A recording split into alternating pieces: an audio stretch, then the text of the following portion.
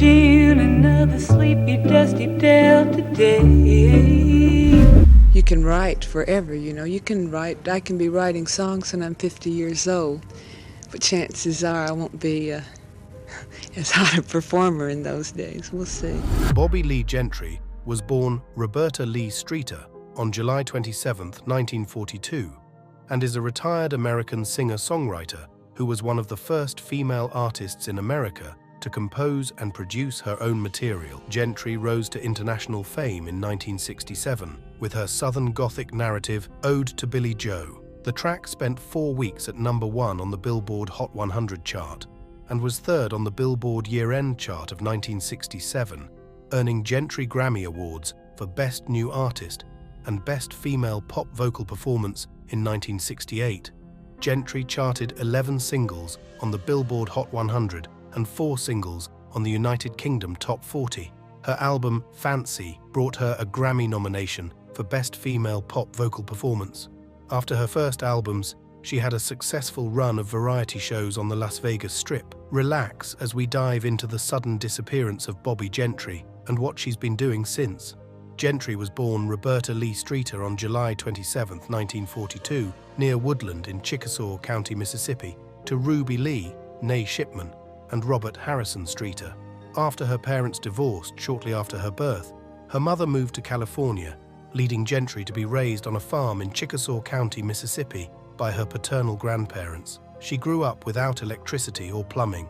Her grandmother traded one of the family's milk cows for a neighbor's piano, and at age 7, Gentry composed her first song, My Dog Sergeant Is a Good Dog. Gentry lived in Greenwood, Mississippi, with her father for a few years and learned to play the guitar and banjo. At age 13, Gentry moved to Palm Springs, California, to live with her then-married mother. They performed as a duo, Ruby and Bobbie Myers, for a short time. Gentry took her stage name from the 1952 film Bobbie Gentry, which she had seen on television. In the film, Ruby, played by Jennifer Jones, was a poor but beautiful girl from the backwoods who ended up marrying the town tycoon. After graduating high school, Gentry moved to Los Angeles to enter UCLA as a philosophy major. She supported herself with clerical jobs, occasionally performing at nightclubs and country clubs. When she appeared in a review at Les Foley's Burgers nightclub in Las Vegas, Bob Hope encouraged her to keep performing. She worked as a fashion model, and on June 29, 1962, United Press International circulated a wire photo of Gentry that included Cheryl Crane, daughter of Lana Turner. Gentry transferred to the Los Angeles Conservatory of Music, where she took classes in composition, music theory, and arranging. While attending a Jody Reynolds concert at a club in Palm Springs in 1966, Gentry asked if she could sit in on one of Reynolds' recording sessions. This led to an invitation to sing on 2 duets with Reynolds, Stranger in the Mirror and Requiem for Love. The 2 songs were released in September 1966 by Titan Records, but failed to chart. Gentry recorded a demo at Whitney Recording Studio in Glendale, California, in February and March 1967. Her sole ambition originally was to write songs to sell to other artists, telling the Washington Post that she only sang on the recording of Ode to Billie Joe that she took to Capitol because it was cheaper than hiring someone to sing it. Gentry signed with Capitol Records on June 23, 1967, where staff producer Kelly Gordon would produce Ode to Billie Joe as his first full-length album for the label. It was Mississippi Delta, intended as the A-side of her first single, that initially got Gentry signed. Her original demo of Mississippi Delta was the version issued, but Ode to Billie Joe acquired a string arrangement by Jimmy Haskell, dubbed onto the original recording at Capitol. The day after the string session, Capitol's A&R team decided to make Ode to Billie Joe the A-side. The single was released on July 10, 1967. It would spend 4 weeks at #1 on the Billboard Hot 100 and place #3 on the year-end chart. The single reached #8 on the Billboard Black Singles chart and #13 on the UK Top 40. It sold more than 3 million copies worldwide. In 2001, Rolling Stone magazine listed Ode to Billie Joe among the 500 greatest songs of all time. Following the single's success, the producers quickly assembled the rest of the album from the 12 demos Gentry had recorded, completing overdubs in a matter of days. The result was a unique combination of blues, folk, and jazz elements that rounded out Gentry's recollections of her home, coming across more as a concept album than a hastily assembled collection of songs. Capitol pre-ordered 500,000 copies, the largest pressing of a debut album in the label's history. The album hit stores within a month of pressing, on August 21st. Ode to Billie Joe replaced the Beatles' Sgt. Pepper's Lonely Hearts Club Band at the top of the Billboard 200 and reached number 5 on the Billboard Black Albums chart. Gentry won 3 Grammy Awards in 1967, including Best New Artist and Best Female Pop Vocal Performance. She was also named the Academy of Country Music's Most Promising Female Vocalist in February 1968. Gentry took part in the Italian Song Festival in Sanremo competition as one of 2 performers of La Siepe by Vito Pallavicini and Massara. Capitol released the song concurrently as a single backed by another Italian tune also recorded by Gentry, La Siepe Grande, by Pallavicini and De Ponte. Gentry's second album, The Delta Suite, was released in February 1968. In its musical ambition, the album represented a decisive step beyond her debut. This concept album drew inspiration from Gentry's Mississippi Delta roots. Most of its sound comes from Gentry, who played almost every instrument on its tracks, including piano, guitar, banjo, bass, and vibes. Nonetheless, Capitol's Kelly Gordon, producer of Gentry's first work for the label, also received the entire producing credit for The Delta Suite. The album earned Gentry 2 more entries on the Billboard Hot 100. Okolona River Bottom Band peaked at number 54, while her cover of Louisiana Man made it to number 100. Although the album failed to match the success of its predecessor, only reaching number 132 on the Billboard 200, critics have called it one of the unacclaimed masterpieces of the 1960s. Impressed with Gentry's performances on and off screen, the head of the BBC invited her in 1968 to host a variety show on BBC Two, making her the first female songwriter to host a series on the network. With help from producer Stanley Dorfman, she made 6 half-hour episodes that aired weekly from July 13th to August 17 of that year. Dorfman told author Tara Murtha, after a few episodes she was pretty much co-directing the show because she had such great ideas. But the BBC wouldn't have an artist credited as a director or producer, so the credit went to me as producer and director. But she definitely contributed as much as I did creatively to the show. She was just full of ideas. Following The Delta Suite, Capitol released Gentry's third album, Local Gentry, in August 1968. It failed to appear on any of the Billboard album charts, but did peak at number 83 on the Cashbox Top 100 Albums chart. In September, 1 month after the release of Local Gentry, the artist's third album of 1968 came out, Bobbie Gentry and Glenn Campbell, featuring duets with labelmate Glenn Campbell. Their chemistry made the partnership a great success. The album peaked at number 11 on the Billboard Top LPs chart and number 1 on the Top Country LPs chart. It was also certified gold by the RIAA and earned Gentry and Campbell the Academy of Country Music Award for Album of the Year. Gentry was also nominated for Top Female Vocalist. Gentry produced a second series of shows for BBC Two in 1969, which aired weekly from June 18th to July 23rd. Gentry's fifth album, Touch 'Em With Love, came out in July 1969. It marked a transition in her career in an attempt to rebrand Gentry as a blue-eyed soul singer featuring fewer self-penned regional songs and more systematically chosen cover songs. Recorded in Nashville and produced by Kelso Hurston, the album's 10 tracks included only 2 originals. The title track was released as the first single, but it failed to go above number 113 on Billboard's Bubbling Under the Hot 100 chart and only reached number 164 on the Billboard 200. Gentry's cover of I'll Never Fall in Love Again was released as the second single in the UK, where it became a number 1 hit on the UK singles chart. The album reached number 21 on the UK albums chart. In 1969, Gentry taped 4 television specials for Canadian television station CFTO TV Toronto for North American syndication, April 1970 saw the release of Fancy, Gentry's sixth album in 3 years.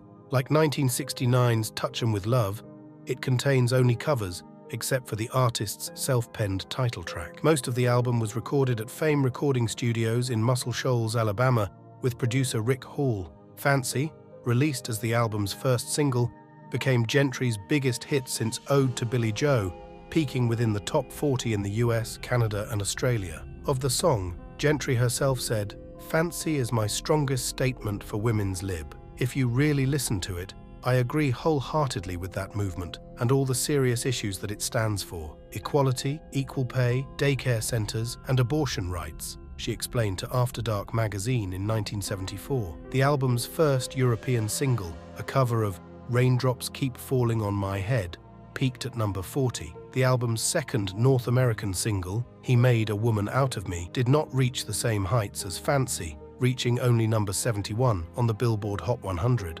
Gentry would be nominated for Best Contemporary Vocal Performance, Female, at the 13th Annual Grammy Awards in early 1971. Gentry produced a third and final series of shows for BBC Two, also consisting of 6 weekly episodes aired from February 1st to March 15th of that year. Gentry released Patchwork in April 1971. It has been described as a collection of short stories and songs ranging from country and pop to blues stitched together with cinematic interludes to form a cohesive whole. Patchwork was Gentry's first entirely self-written and produced album. Its first single, But I Can't Get Back, was a small hit, peaking at number 37 on the Billboard Top 40 Easy Listening chart and number 93 in Canada. Gentry would release one more single for Capitol in August 1972, The Girl from Cincinnati. Around the time Patchwork was released, the entire executive board that had been at Capitol throughout Gentry's career was fired. A major restructuring at Capitol took place as parent company EMI tried to seize back control and rekindle the label's dwindling profits. This saw the artist roster slashed from 247 to 81, alongside extensive cuts to production and marketing budgets. With none of the executive board left that had known and worked with her, negotiations stalled over the renewal terms of Gentry's contract, and this failure to reach an agreement with Capitol created a stalemate. Since Gentry was unwilling to release an album with Capitol on the terms offered, she found herself unable to release an album on another label, meaning she was left with no choice but to wait out the remaining option period of her contract. In 1974, she hosted a summer replacement variety show on CBS called the Bobbie Gentry Happiness Hour. The show, which was her version of Glenn Campbell's hit series The Glenn Campbell Good Time Hour, was not renewed for a full season. In 1975, Gentry wrote and performed Another Place, Another Time for writer-director Max Baer Jr.'s film Macon County Line. Following the film's success, the song was released on a promotional 7-inch single. In 1976, Baer directed the feature film Ode to Billie Joe, based on Gentry's hit song and starring Robbie Benson and Glynis O'Connor. In the movie, the mystery of the title character's suicide is revealed as part of the conflict between his love for Bobby Lee Hartley and a drunken homosexual experience. Warner Brothers Records released a soundtrack of the score by Michel Legrand, including a re-recorded version of Ode to Billie Joe, retitled Ode to Billie Joe, to match the film's title, with Gentry stating that the original spelling was an error. Warner Brothers released the new version as a single, and Capitol re-released the original version, which gave Gentry 2 concurrent chart placings with the same song. The re-recording would go on to be Gentry's last single to chart, meaning that her first and last chart entries are the same song. In 1977, Gentry reunited with producer Rick Hall in Muscle Shoals to record an album for the Curb Records division of Warner Brothers Records. Unlike Gentry's 1969 Fancy album, Gentry's 1977 recording sessions with Hall were not at his Fame studios, but at the nearby Music Mill studio. After an advance single, Steal Away, had an unsuccessful February 1978 release, the album was shelved. Steal Away, a remake of the 1964 Jimmy Hughes hit, which had inaugurated Fame Studios' hit streak, had as its B-side the Patty Douglas composition He Did Me Wrong, But He Did It Right. These tracks, plus 3 additional tracks from Gentry's 1977 recording sessions: Slow Cookin', written by Abby Marble, Sweet Country, written by Gentry, and Thunder in the Afternoon, written by Mac Davis, Rita Graham, and Yvonne Norman, would be released on the 1992 European compilation album Ode to Billie Joe. 1978-1982, final projects before retirement, Gentry appeared as a guest on The Tonight Show starring Johnny Carson on Christmas Day 1978.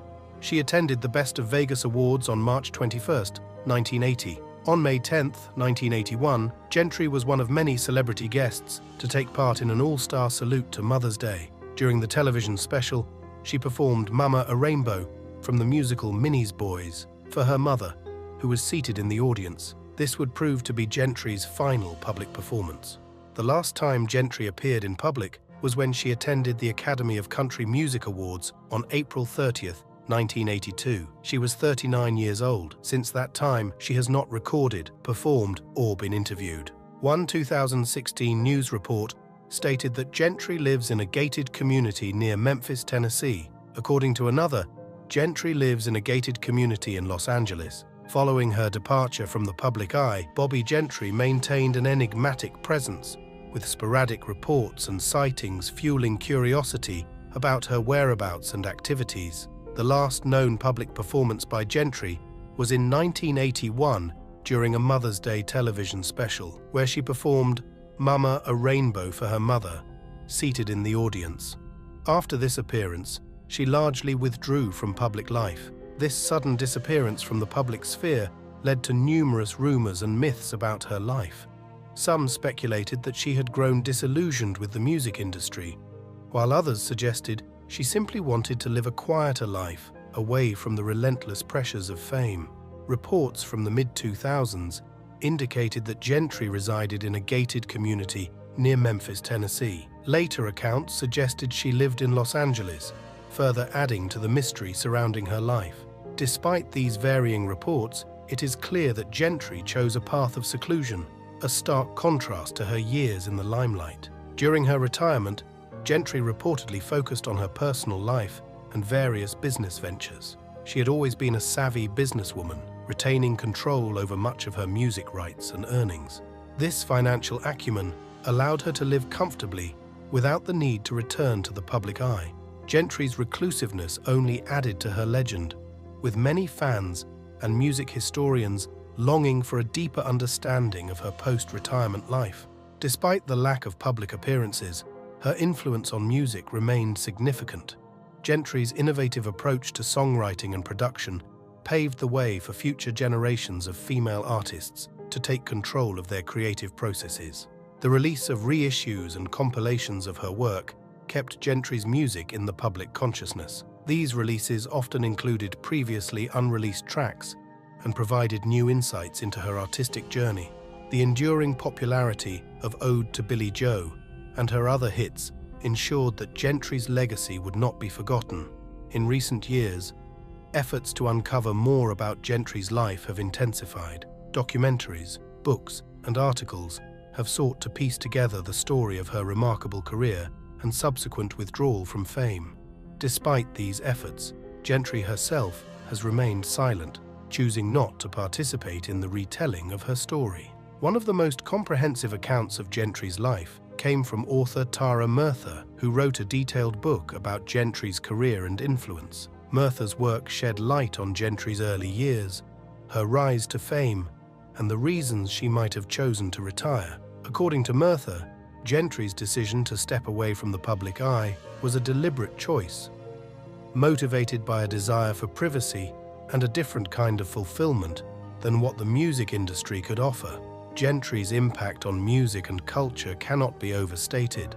Her success in a male-dominated industry, her innovative blending of genres, and her ability to tell compelling stories through song set her apart as a true pioneer. Even in her absence, Gentry's music continued to inspire and influence artists across genres. In the end, Bobbie Gentry's story is one of immense talent, groundbreaking achievements, and a profound desire for a life beyond the stage.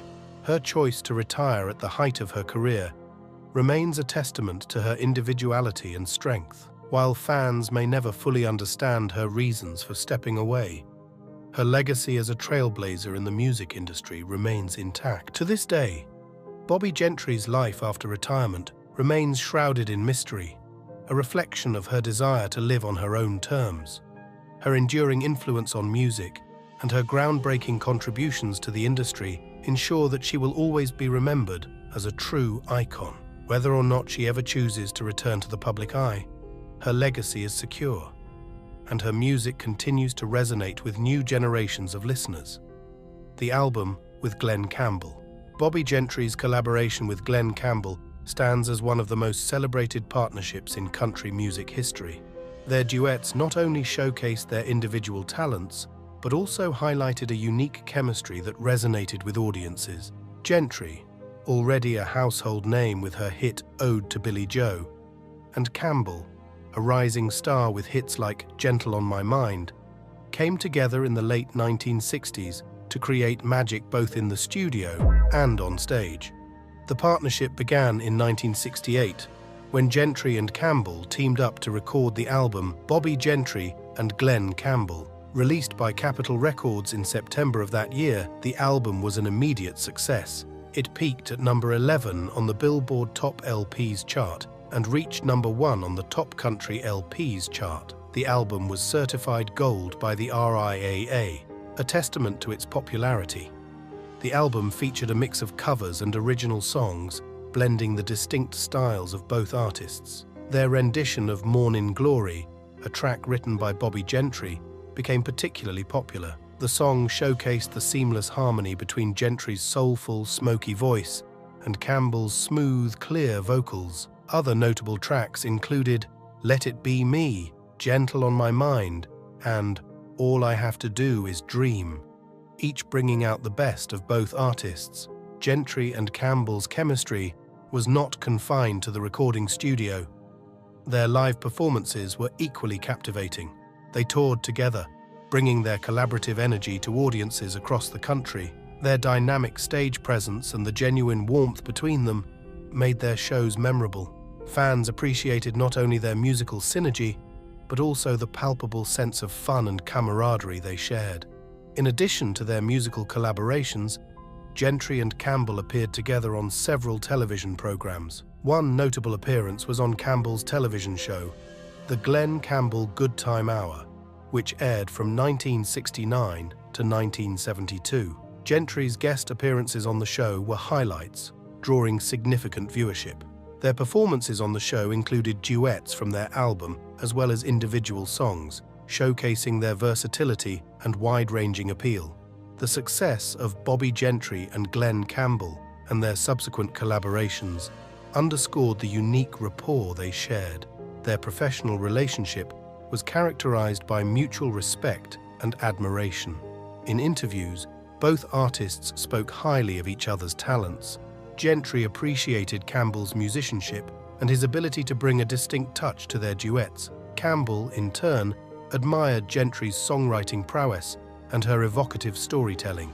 Despite their successful collaborations, Gentry and Campbell's partnership was relatively short-lived. Both artists were pursuing busy solo careers, and their paths eventually diverged. However, the impact of their collaboration remained significant. The album Bobbie Gentry and Glen Campbell continued to be a favorite among fans, and their duets became enduring classics in country music. The legacy of their partnership is evident in the way their duets have been remembered and celebrated over the years. The seamless blend of their voices and the emotional depth they brought to their songs set a high standard for musical collaborations. Their work together remains a benchmark for duet albums in country music, influencing future generations of artists. Bobbie Gentry's collaboration with Glen Campbell is a remarkable chapter in her career. It highlighted her ability to connect with other artists and create music that resonated deeply with audiences. For Campbell, working with Gentry allowed him to explore new musical avenues and expand his artistic range. Together, they created a body of work that continues to be celebrated for its warmth, harmony, and enduring appeal. In conclusion, the collaboration between Bobbie Gentry and Glen Campbell was a significant and memorable part of both artists' careers. Their album, Bobbie Gentry and Glenn Campbell, stands as a testament to their unique chemistry and musical synergy. The success of their duets, both on record and in live performances, highlighted their individual talents and the magic that happened when they came together. Even though their professional partnership was brief, its impact on country music remains profound, and their work together continues to be cherished by fans and musicians alike. Thanks for watching. Subscribe